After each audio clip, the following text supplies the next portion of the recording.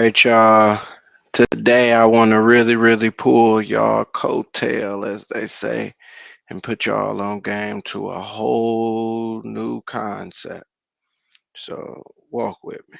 Now, I know you might have been told that freedom comes from fighting the power. Fight the power. You gotta fight the power, fight the man. You didn't heard that before, but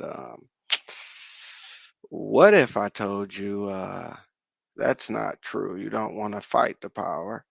You want to actually establish your own power and create partnerships with other powers. Um, that's how you move in freedom and maintain peace and order. This is the most optimal way to go. So you don't fight the power. You work with the power. Now, what does this look like? Because people say, okay, you work with the power, but this doesn't allow me to fully express myself, especially in the desire of wanting to be free. So let's go deeper. What if you were able to have your own flag?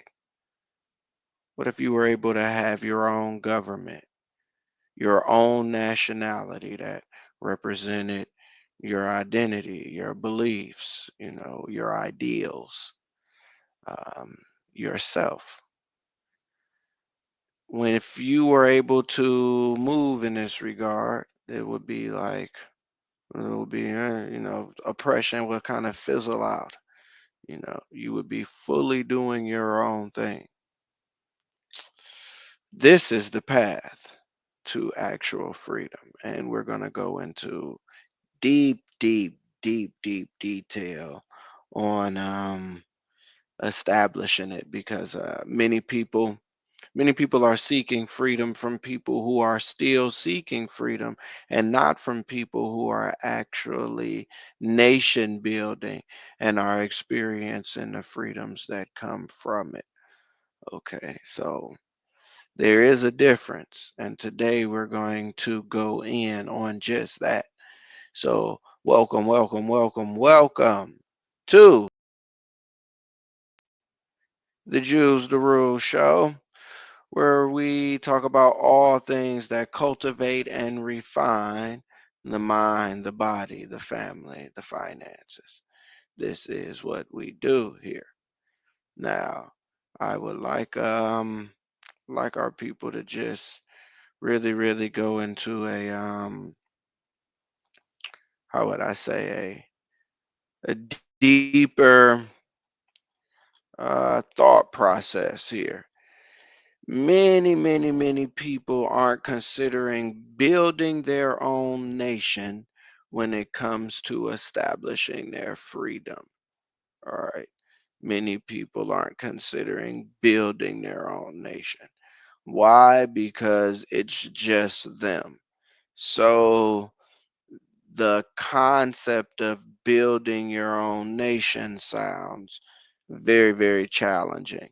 Um, and instead of, how will we say, going through the dynamics to accept the challenge, um, many people are kind of copping out and looking for the easy way out.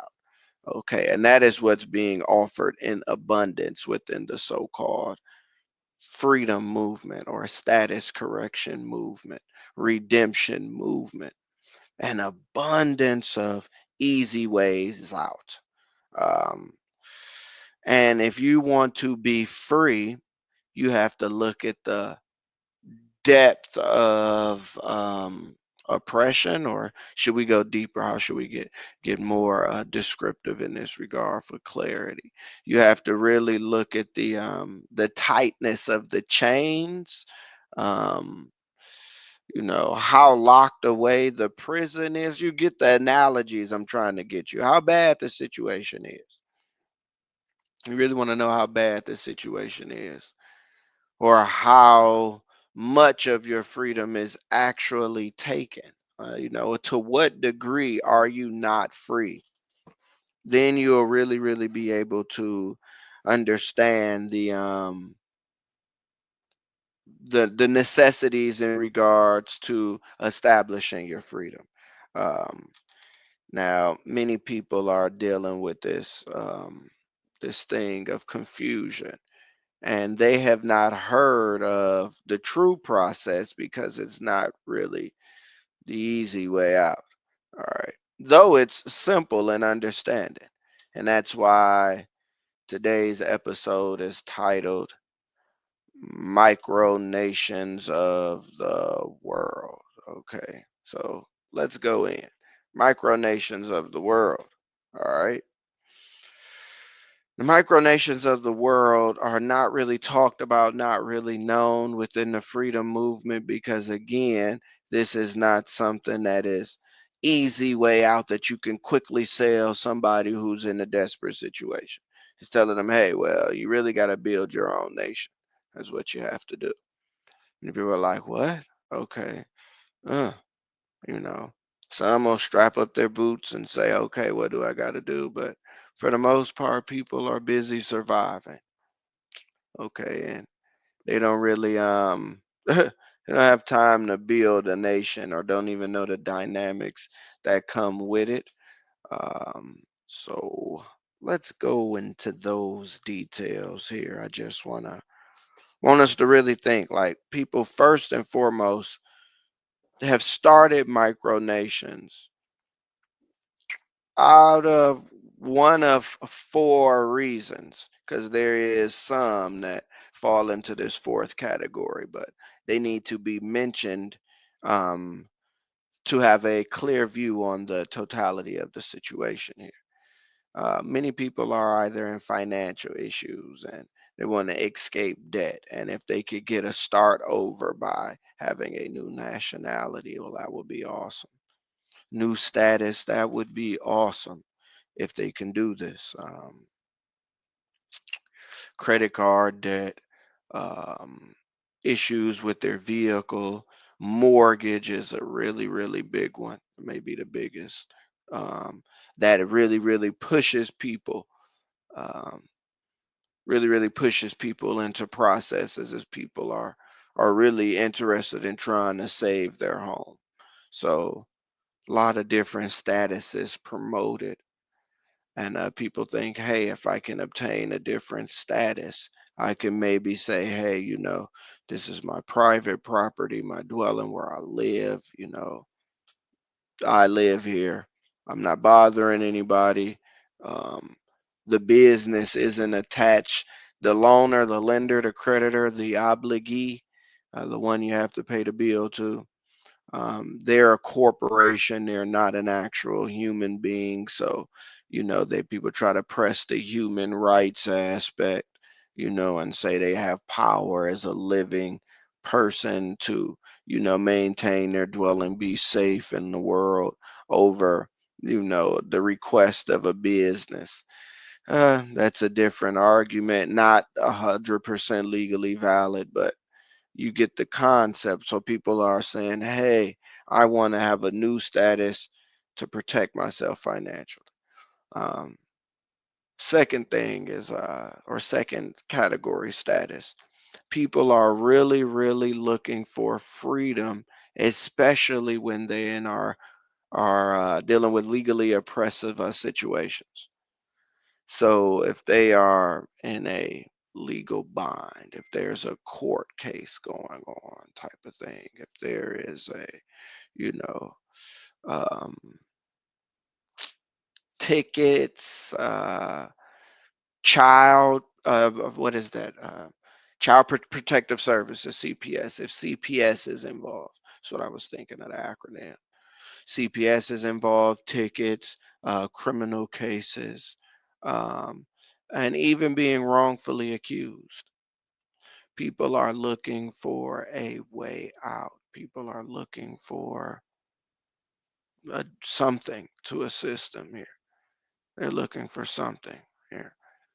And we want people to have a clear understanding that one, it's going to be really relative to mens rea.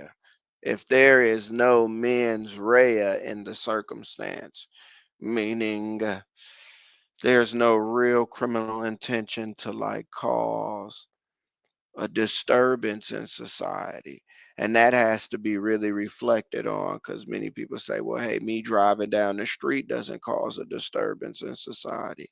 But just think if cars were able to drive down the street unregistered, the type of people who can get behind vehicles. Um, I think, of course, you should at least be required to get your license at least one time. You should prove you know how to drive at least once. It's kind of like riding a bike. You don't really forget or get rusty. I mean, within a few stop and goes, to turn a corner or two, you will feel the vehicle out. You got it. Once you learn. So maybe people have a point in the renewal aspect, which is for the financial gain of the state, of course. But the establishment of one, of course, you would want to have a agreed criteria so that you can feel safe in that regard. Um, Not just for you, but what about your children on the block playing outside? And you want a guy coming down the neighborhood doing 80 miles an hour and nobody knows who he is. He can't be traced. He can't be held accountable. So it's about accountability and responsibility with something that if you reflect on the greater good and the greater order for public peace and safety, then it's like, well, yeah, that should be implemented, especially if we consider the alternative, and the possibility what could happen. I mean, people are already taking cars and committing crimes, um, with the registration and tags and so forth, and already trying to hide and get away with things. So just think of the increase if that was no longer a requirement. So yeah, that kind of is just for a person to personally reflect on. Because I know many argue that, but that keeps people from really understanding what it um what it takes to be free and operate with that level of responsibility. If you're going to be above the law, you definitely can't be lawless in a sense. So that's where no one is above the law because some law must govern. Um, and the internal should match the external. As within, so without. You know, same it as above, so below. It's the same. But this again takes reflection. Just want people to reflect on it as we go into this concept. So it's usually legal oppression has a lot to do with why people seek freedom. People seek freedom for legal oppression. People also seek freedom because legal oppression, in a sense, as well as financial oppression, leads to self oppression. What do we mean by self oppression? This is the third category here, why people want to get into the freedom movement. Self oppression is where you do not know or understand how to express yourself or your purpose in a regard for financial prosperity and in a regard that allows you to not be oppressed or legally limited or scrutinized, stereotyped, typed, placed in a box. Yeah, not suffer from that.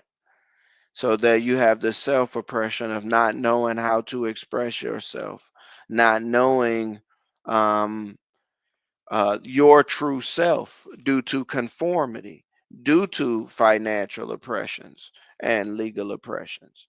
So conforming, that will lead to self oppression. So people get in the freedom movement as they have awareness of a sense of self oppression and they seek to express themselves. And then they ask themselves, does the expression of themselves relate to the identities and stereotypes or social norms that has kind of been placed on them in society? Um, do they identify with the racial categorizations? Do they identify with the spiritual categories? Do they identify with the political parties and those political categorizations? Do they what do they do when they start to identify or know what they identify with of certainty and they don't find an external option, they find the only option is to create it themselves, establish it themselves, or correct their status. And then they are led to the status correction movement. And then you have a fourth, and these are people who really kind of do it for fun. It's really kind of a hobby to them. It's really something interesting. Um, and it's quite this is an odd category because the concept of being financially and legally oppressed to the point of not knowing yourself or how to express yourself is anything but a light thing. But there are people within the movement who are literally just interested in the off chance of it impossibly being free. And when when you look at it, it could be a sense that oppression has become so deep that one has poked fun at the concept of being free or sovereign. Like I had something to, just shits and gigs, see if it ever, you know, who knows? Just give it a shot. It's fun. Let's see how they respond. You know, it's our best way we can of trying to stick it to the man. You know, but we're not really serious about it. So this is something that is terrible, and it corresponds with a terrible quote. I won't really mention the person who quoted because I have nothing against them directly or for the quote. I just disagree with the quote, and it's that true freedom is to be free from the desire to be free from anything. So let's take this in context here. If you are oppressed, when you want true freedom, you no longer the desire to be free from financial limitations, free from legal limitations, and free from the limitations on the expression of yourself. So you no longer desire to be free from limitations. So let's read it like that. True freedom is to be free from the desire to be free from limitations. And this is only for somebody who seeks to settle. And this is why I disagree, because if I'm not expressing my true self, I'm not going to settle for anything less. So that is not true freedom. True freedom is in the relentless pursuit, no matter what, that you will express yourself outside of external circumstances. For example, if you are a photographer and God Almighty, the universe, the powers, the answer, all of that came to you while you were woke, not while you were dreaming, all right, and confirmed you are a photographer. You'd have peace in being a photographer no matter what. It could be Armageddon. You'd be taking snapshots because that's what you do. You can only do you. And anytime you're not being you. You're not at peace. So true peace, true freedom is to express yourself regardless of external circumstances. Um, and people find limitations in that. The external circumstances tend to um, produce circumstances and situations in which a person feels limited, and that makes them want to rise up and pursue freedom in a greater context. And this is where you have the sovereign citizens movement. This terminology has been placed on people who are seeking to overcome limitations due to financial and legal circumstances. That's it. Not necessarily um, people into what do you call conspiracy theories. So it's not really about conspiracy theories. It's really about the desire to overcome limitations. And there's a group of people who are fed up with limitations and are saying, hey, I want to be free from these limitations that oppress me, hinder me in the expression of myself. You're right, they've been termed sovereignty, but there's no conspiracy in experiencing limitations. And there's no conspiracy about there being social obstacles that could create hindrances and limitations. Okay. And people want to overcome them from all different walks of life. But when they come together and they're trying to learn how to overcome these limitations, a lot of these people are desperate. And here you have teachers who step up and they say, you need help and you need help really bad. Hmm. Um, well, I am going to guide you through your freedom process as I have experienced and overcome these limitations that you are experiencing. Let me guide you. And people say, okay, that's it. That's it. And people aren't aware that what really has to happen to overcome these limitations in a grand scale is you have to make your own nation. And hence, this has started the Micronations and secessionist movement. Here's some of the flags of the micronations that have started. People who've said, you know what? I'm tired of these laws. I'm tired of this financial circumstance or this financial economic arena. I'm going to establish my own.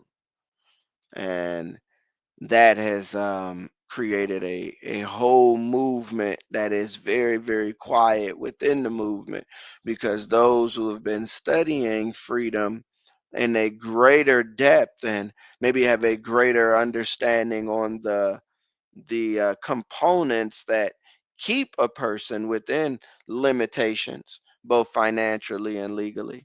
Um, these people have not move towards this route. Those who do kind of do so quietly and they're maybe not aren't interested in teaching others. They're busy building their nation.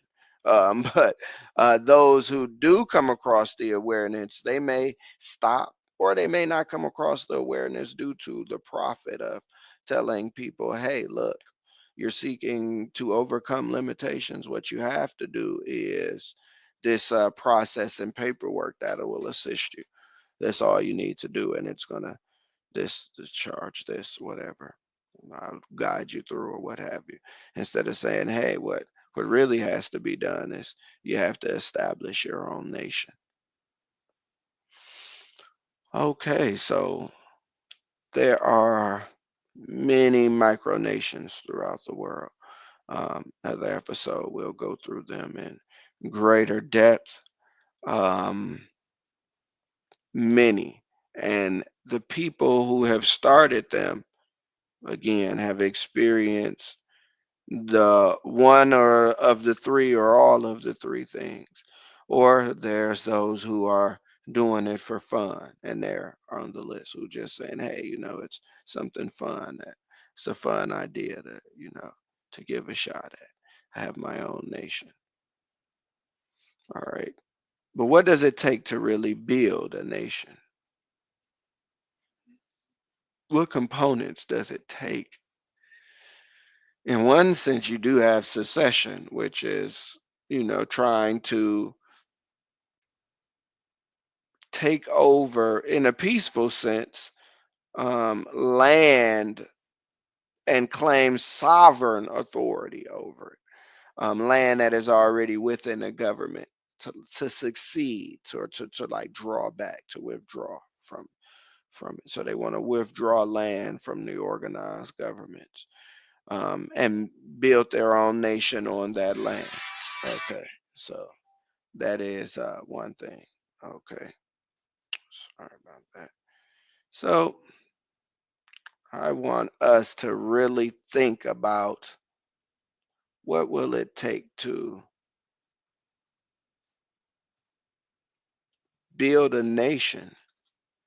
All right, you have different aspects in nation building. The foundation should be your government, and knowing or having channels for private and public operations. All right, uh, whatever support network also, um, that will respect your government's development.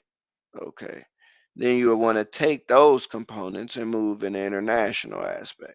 Now, when you're rising from this foundation of seeking international recognition, there's some things within the government that's going to kind of want to seem mandatory to really look like a government. Why? Because governments are interested in doing business with you. That's and it has to be beneficial, or else what's the point of really recognizing you as a sovereign entity and giving you the respect of a sovereign entity if you kind of haven't deserved it? So it's kind of that concept. So now we look at the national development is really going to be predicated on education. Do you have your own educational system? All right.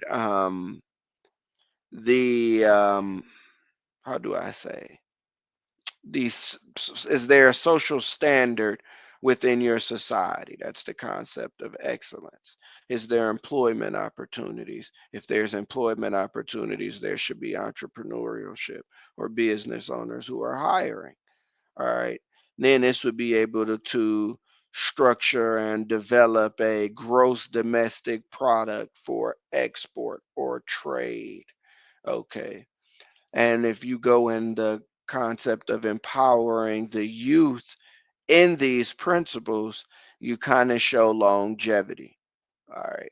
So then that's national development. All right. So this is a small, quick model and understanding. Okay. Well, what's needed for developing a nation?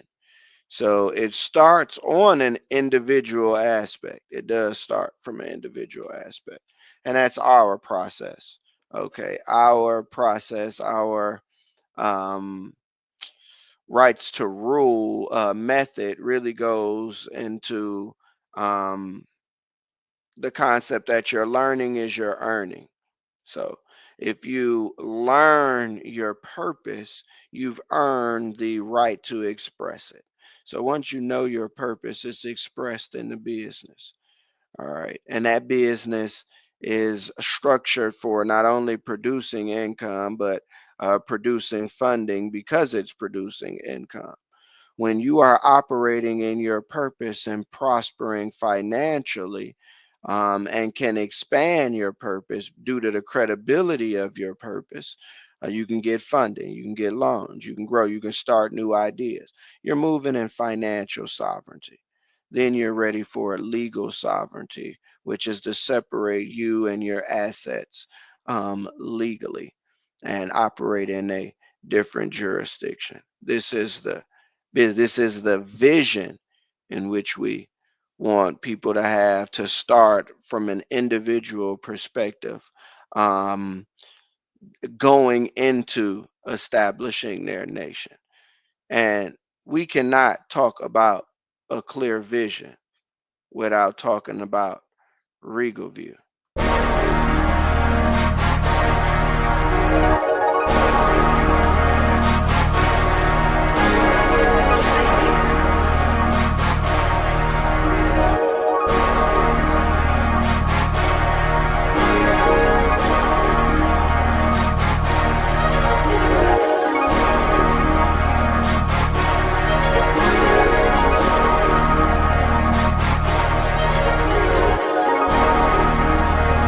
Regal View, baby. If you're a business owner, if you career oriented, if you got a boss mentality, and you always on the electronic devices, scheduling appointments, handling clients, customers, always in and out of meetings, checking stats, checking numbers in and out of that account, please use the Regal View. They are the only luxury anti-blue light glasses on the market. You got the crystal rose gold, black and gold. You also got the crystal gold. Different glass. So no matter which one you use, you are 100% protected from the blue light that comes from these electronic devices. Oh yeah, it's other stuff out there on the market, but nothing can compare. You can actually see the blue light reflect off of the lens. This proves your eyes are protected. Protect the vision with Regal View. So once you have a clear vision of your business, how you want to operate and move, this is the basis of your mission in building your nation, your business, the business activities that you are operating in or would operating under in commerce is the business activities that you're using to build your nation, to establish your sovereignty. So we want people to have a clear understanding that you must turn your household into a nation in order to self-govern. And this comes with the concept of micronation establishment. But there are mistakes, a common mistake among just about the majority of all the micronations. Some have gotten through and gotten full recognition. Many fail in getting recognition, and they all have a common issue, um, which is easily avoidable. And we kind of touched on it already within this video. But that's for you to go back and pick up that jewel. We have more jewels for you on the next episode in regarding perfecting the concept of building a micronation. Until then, y'all know how we do. We dropping jewels on you.